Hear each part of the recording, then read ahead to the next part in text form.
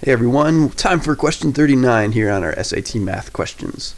This one says line R, which is not shown, passes through the origin, so it's going to pass through right here, O, and intersects segment PQ between P and Q. So something like this is going to pass through P and Q somewhere between P and Q. So it could be down here, it could be up here, but somewhere in between P and Q is where it's going to intersect.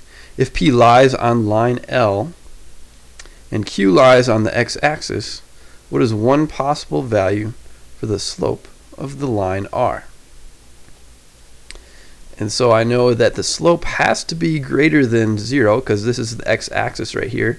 The slope of the x-axis is 0.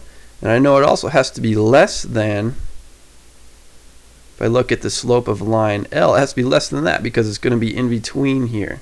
So it's not going to be as steeply sloped as this line, line L. It has to be at least a little bit less than that since it's in between. And so the slope of this one, I'm going up. This is supposed to be a perfect right angle.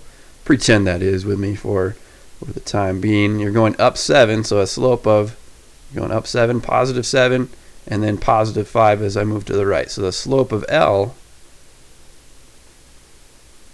slope of line L, I like to use cursive L so they don't look like ones, is going to be 7 over 5.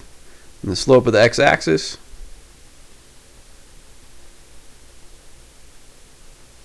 we know is 0. And so the slope of line R, this line R could be something like this, pretty close to that, but not quite. I'm drawing hidden lines because, not because I'm saying it's an inequality, but because I'm just saying that these are possibilities. So it doesn't necessarily have to be there. Could look like that. Could look like that. All of these lines, though, any lines that are going to be in between here and here are going to have a slope. So the slope of line R, you can say anything that's greater than 0. It can't be greater than or equal to because it wouldn't be in between Q and P if it lied right on Q. So anything greater than 0 or less than the slope of L, 7/5 would work. For example, you could have 1/5. You could have 1/3. You could have